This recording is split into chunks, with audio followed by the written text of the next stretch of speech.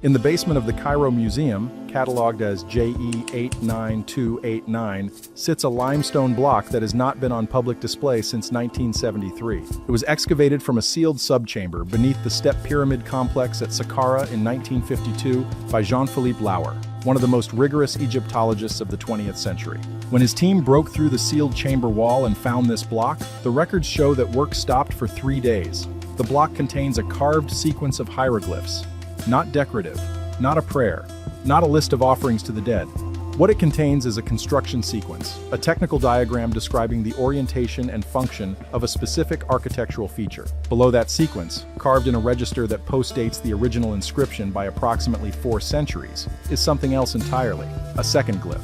A single image, a forked rod angled at exactly 33 degrees from vertical, surrounded by what translators in the 1950s described as stars in motion. The block was moved to basement storage after initial documentation. It was not published in the main excavation report. It was not included in the 1964 catalog of Saqqara inscriptions. A short reference appears in a 1958 German journal article that almost no one read. The block sat in the dark for 50 years. What happened next is the subject of this documentary. Because when researchers who reviewed JE89289 began cross-referencing the forked rod glyph with archaeological parallels, they did not find one connection. They found 4. Those 4 connections spanned 5,000 years, 3 continents, and traditions that had no contact with each other. Each one points to the same event. Each one assigns that event the same location, and one of them gives a date. If you are the kind of person who believes that certain records were hidden not by accident but by design, subscribe now. This channel covers the documents they removed, the sites they sealed, and the dates they don't want calculated. The Saqqara chamber where JE89289 was found sits beneath a section of the step pyramid complex that predates the pyramid itself. The pyramid was built for Pharaoh Djoser around 2650 BCE, but the subchambers beneath it contain materials from an earlier occupation layer. Lauer's excavation notes describe the sealed chamber as containing no funerary goods, no sarcophagus, no canopic jars. What the chamber contained, besides JE89289, was a series of mud brick alignment markers consistent with a surveying operation. Someone used this space not to bury the dead, but to measure something. The primary inscription on JE89289 describes a construction sequence in the formal register of Old Kingdom technical writing. Egyptologists who examined photographs of the block noted that the hieroglyph grammar is consistent with 3rd Dynasty administrative documents. The sequence describes the placement of a structural element in relation to a reference angle. The reference angle is expressed with a determinative glyph that appears only 3 other times in the entire corpus of known Egyptian inscriptions, always in contexts involving alignment to celestial bodies. The secondary inscription, the forked rod glyph, was carved later. The tool marks are different, the depth of cut is different, and the style belongs to a register used during the 18th dynasty, roughly 1,300 years after the primary text. Whoever added this glyph came back. They returned to a sealed subchamber that required excavation to access, carved a single symbol into an existing block, and then resealed the chamber. That is not graffiti. That is a deliberate deposit. The forked rod itself is not an unknown symbol. In Egyptian priestly writing, a forked rod held at a downward angle is associated with the Djed pillar, the backbone of Osiris, the vertical axis connecting underworld to sky. But the angle inscribed on JE89289 is not vertical. The rod is tilted. And the angle of the tilt, measured by a 2019 research team using digital photogrammetry, is 33 degrees from vertical. 33 degrees from vertical is not a common angle in ancient Egyptian art. Egyptian architectural design is governed by a system of proportional grids, and angles in iconography are almost always expressed as simple ratios, 1:1, 1:2, the slope of a pyramid face. 33 degrees doesn't emerge naturally from any of those systems. It is a specific, chosen angle. The question is why. In 2017, geologist Robert Schoch presented findings at the Geological Society of America comparing pre-dynastic Egyptian site orientations with those of Göbekli Tepe in southeastern Turkey. Göbekli Tepe is the oldest known monumental structure on Earth, constructed around 9,600 BCE, more than 6,000 years before the Step Pyramid. The site was excavated beginning in 1994 by archaeologist Klaus Schmidt, who described it as a temple built by hunter-gatherers at a time when, according to conventional archaeology, hunter-gatherers were not supposed to build temples. Pillar 43 at Göbekli Tepe, known informally as the Vulture Stone, contains a carved sequence of animals arranged around a central motif. Schmidt and subsequent researchers identified this motif as an astronomical record, a snapshot of the night sky confirmed by computational astronomy. But the vulture stone also contains a carved symbol in its upper register that Shoke flagged in 2017, a forked rod, angled at 33 degrees from vertical. The same angle, the same symbol, 7,000 years apart, on two different continents, produced by two cultures with no documented contact. Shoka's 2017 paper did not receive wide coverage in mainstream press. It was presented at a conference, published in conference proceedings, and noted by specialists in archaeoastronomy. But the implications were not small. If the same precise angle appears in the oldest monumental site on Earth, and in a sealed subchamber of the oldest pyramid complex in Egypt, someone was preserving a specific piece of information across an enormous span of time. The angle meant something. It referred to something. And whatever it referred to, it was important enough to carry across millennia in stone. In 2021, the journal Nature Communications published a genomic study of pre-dynastic Egyptian remains.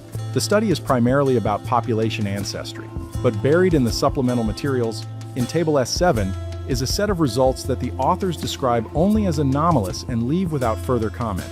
Table S7 compares the genomic profiles of 93 individuals from pre-dynastic burial sites across the Egyptian Nile Valley. 4 of those individuals cannot be placed within any known human population cluster. The authors write that these 4 samples show haplogroup assignments inconsistent with any known ancient or modern human population, and may represent sequencing artifacts or heavily degraded samples requiring further analysis. But researchers who examined the raw data noted several things the paper does not mention.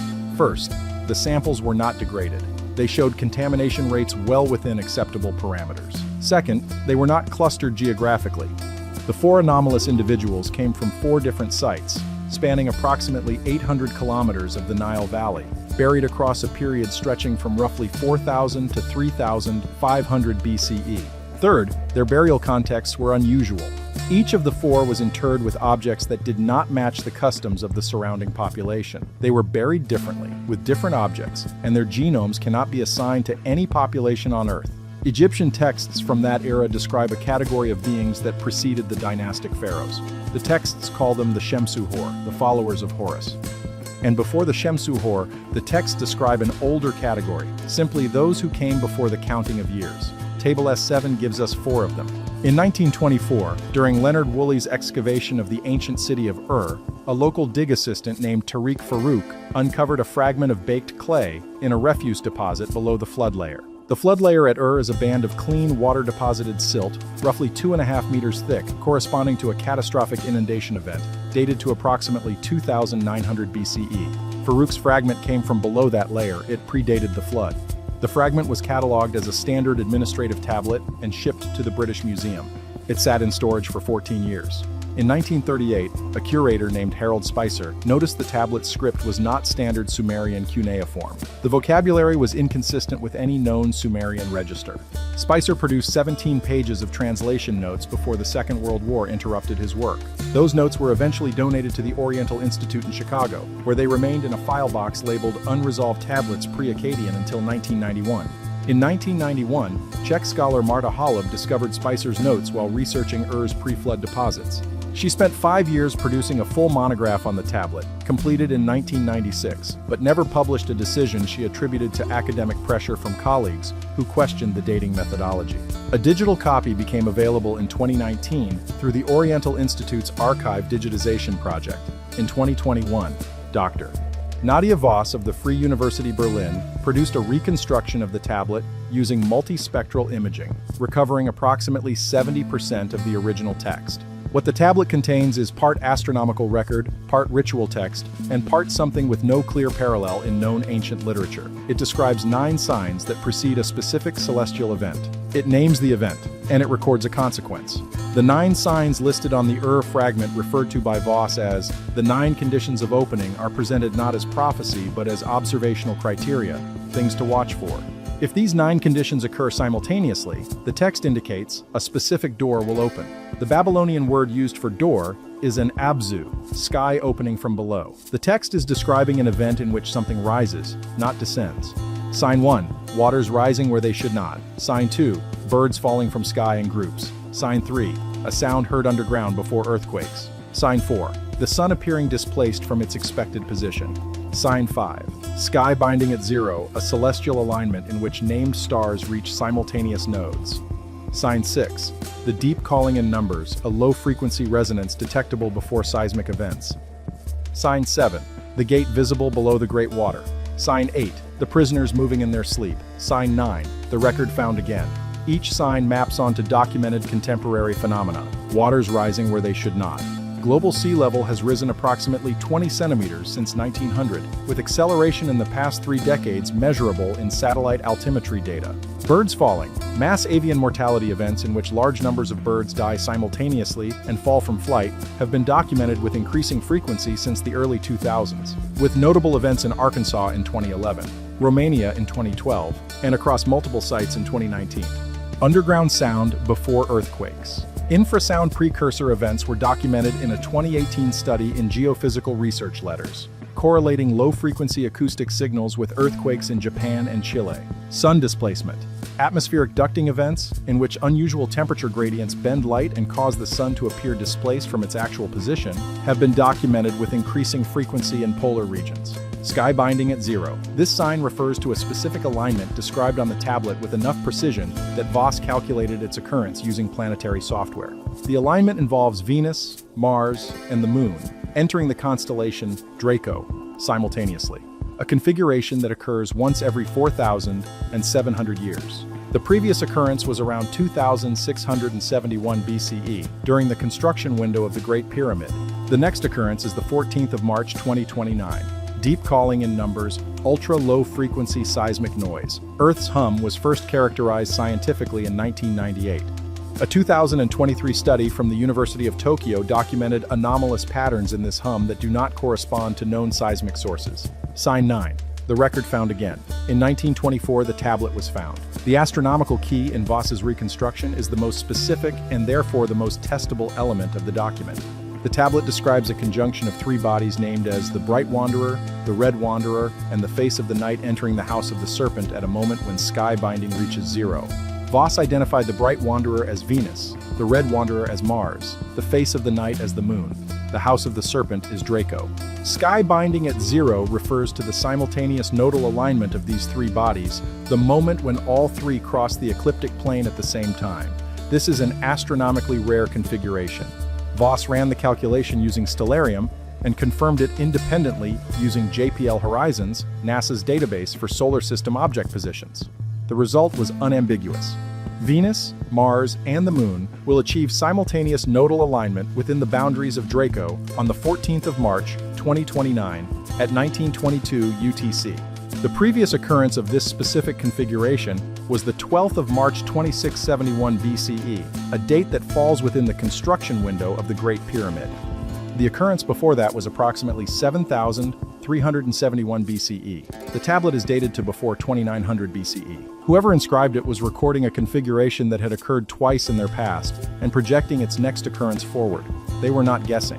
They were calculating. The chamber at where the tablet was found, was sealed from the inside. Woolley's original excavation notes described the chamber as having a mud brick blocking wall constructed from within, with no external access point. Someone went into that chamber, placed the tablet, and sealed the entrance from the inside. The seal was not broken until Farouk's team disturbed it in 1924. Voss's final line in her reconstruction paper reads, "The document appears to describe not a past event but a scheduled one. The 9 conditions are observable now. The calculation resolves to a date 4,958 years after the estimated composition. Whether this constitutes prophecy, astronomy, or something for which we have no category, I cannot determine." The paper received 7 academic citations in its first year. None engaged with the astronomical calculation. A water-damaged parchment leaf sits in a cedar box inside the Church of Our Lady Mary of Zion in Axum, Ethiopia, part of a manuscript collection that has not left that building in over 400 years. It contains chapters from the Book of Enoch. The council that met at Laodicea in 364 CE voted to exclude the Book of Enoch from Christian scripture. The objections were explicit. The text was too specific, too detailed, and described things that posed problems for the cosmological framework being established at Nicaea. For 17 centuries, the book remained marginal. Then in 1947, 11 copies surfaced among the Dead Sea Scrolls at Qumran. More copies than were found of Deuteronomy. More copies than Exodus. More than most books that stayed in the Bible. What scholars found was unexpected. Enoch describes a prison beneath the ocean floor, not a metaphor, but a described structure with location markers, depth indicators, and a named warden. Fragment 4, Q 203, stored in Vault 7b of the Israel Museum's Shrine of the Book, contains the Aramaic text from chapter 17, dated to approximately 100 BCE. Dr.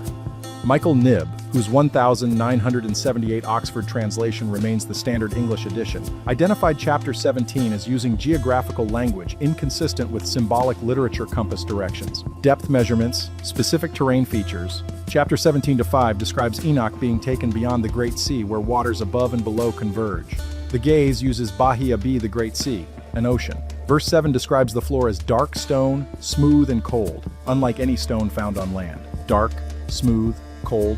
Enoch is describing basalt, the volcanic rock that paves the ocean floor. He had no way to know this. The deepest any ancient person could dive was perhaps 100 feet. The ocean floor averages 2 miles down. Chapter 18-9 describes deep columns of fire descending without end, hydrothermal vents shooting superheated water into the deep ocean. The ancients called them pillars of fire. We call them black smokers. Chapter 18:11 describes the prison itself, a great house built from stones of hail and ice, with walls of fire and a door that could not be opened. Chapter 19-1 identifies what is inside. The angels who cohabited with women, their spirits still active, still influencing events on the surface. Chapter 69-15 records the oath that keeps the door shut, sworn before creation, before the ocean existed. Enoch names the imprisoned: Azazel, who taught the making of weapons; Shemiaza, who led the rebellion; Barachel, who taught the stars; Kokabil, who taught the constellations. Chapter 10-12 assigns their sentence: bound for 70 generations until the day of their judgment. 70 generations. Using the text's chronological framework, this resolves to a window that encompasses the years we are currently living through. In 2019, MIT's analysis of GRACE satellite data detected isolated mass concentrations in the deep mantle at depths inconsistent with known geological structures. In 2023, a University of Tokyo seismological study documented anomalous ultra-low velocity zones in the Earth's lower mantle regions, where seismic waves slow dramatically, indicating materials denser than surrounding rock. The zones are bounded. They hold their shape. Conventional geology has no explanation for bounded anomalous zones in the deep mantle. Enoch describes structures at depth. The satellite data shows structures at depth. And the locations correspond to the ocean floor coordinates described in Enoch's geographical markers. The thread running through the Hebrew Bible is thinner than in Enoch, but it is consistent. Genesis 6-2 describes the sons of God in Hebrew, B'nai Elohim, looking upon the daughters of men and taking wives. The children of these unions are the Nephilim. This passage has been interpreted allegorically by most modern commentators, but the grammar does not support allegory. B'nai Elohim appears elsewhere in the Hebrew Bible exclusively for non-human divine beings in Job 1-6 and 2-1, where the sons of God present themselves before the Lord in a heavenly assembly. They are not men. Genesis is describing the same event Enoch describes in a different register. Daniel 2:43 is stranger. Describing the final world empire, the verse adds, "They will mingle with the seed of men, but they will not adhere to one another, just as iron does not mix with clay." The word translated as "they" comes from the Aramaic hemin, a pronoun with no clear antecedent in the verse. Something will mingle with the seed of men. Something will try to mix, and the mixture will fail. Daniel is describing a contamination of human lineage that does not fully take something Enoch's narrative, and the anomalous genomic samples in Table S7 both suggest has been attempted before. Revelation 9-1-3 describes the fifth trumpet. A star falls from heaven. The shaft of the abyss is opened, and beings emerge from the smoke. The word translated as abyss is the Greek abyssos, a transliteration of the Sumerian abzu, the same term that appears in the Fragment's description of the door. The Revelation author, writing in the late 1st century CE, used a Sumerian word that had been out of common use for nearly 3,000 years, either by transmission or by source. The same vocabulary describes the same event across traditions with no documented connection. 4 independent traditions. A sealed subchamber beneath the oldest pyramid complex in Egypt yields a limestone block with a forked rod at 33 degrees, the same angle that appears at Göbekli Tepe 7,000 years earlier. A pre-flood tablet from describes 9 observable signs and an astronomical event calculated to the 14th of March, 2029. The Book of Enoch, preserved in more copies than Exodus among the Dead Sea Scrolls, describes a prison beneath the ocean floor at a specific depth, using geological vocabulary confirmed accurate only in the last century. And the canonical Bible, in 3 separate books, written across nearly 1,000 years, threads a consistent narrative about non-human beings who mingled with humanity, whose offspring were destroyed, and whose leaders were imprisoned pending a judgment not yet executed. These traditions did not cite each other. The scribes at Qumran who copied Enoch were not reading Babylonian tablets. The author of Revelation was not cross-referencing a sealed chamber at Saqqara. The Egyptian priests who carved the secondary glyph onto JE 89289 during the 18th dynasty were not consulting Sumerian astronomical archives. They were each working from something older than any of them. The convergence is not doctrinal. It is not about which tradition is correct. The convergence is structural. 4 separate, unconnected archival traditions describe the same sequence of events using different languages and different symbols, and they agree on the same parameters. Something was imprisoned, something is about to be released. The release is triggered by an astronomical event, and that event has a calculable date. The 9 signs on the fragment are observable now. The alignment calculates to 2029. The Enochian generation count resolves to the same window, and the record sign 9, the last of the 9 conditions, was found in 1924 when Farouk's shovel broke through a sealed floor and pulled up a tablet that had been waiting 3,000 years to be read. The record found again. The record is the sign. What do we do with this? The academic response is to separate the strands. The fragment is fascinating epigraphy. Enoch matters for Second Temple Judaism. JE 89289 is an unusual iconographic outlier. The 2029 conjunction is a real astronomical event. Each piece, examined in isolation, is interesting but inconclusive. But the traditions did not preserve these records in isolation. They cross-referenced each other with terminology transcending language barriers. Abzu, abyssos, the opening from below, the door that cannot be opened until judgment. That same word for the same thing across 3,000 years of linguistic drift. That is not coincidence, that is transmission. Someone was passing a message forward in time, encoding it in separate containers so at least one would survive. The limestone block survived in a Cairo basement. The tablet survived in a flood deposit and a storage box and a file folder and a digital archive. The Enoch manuscript survived in an Ethiopian cedar box and in caves above the Dead Sea. Every container is different. Every language is different. Every symbol system is different. The content is the same. Dr.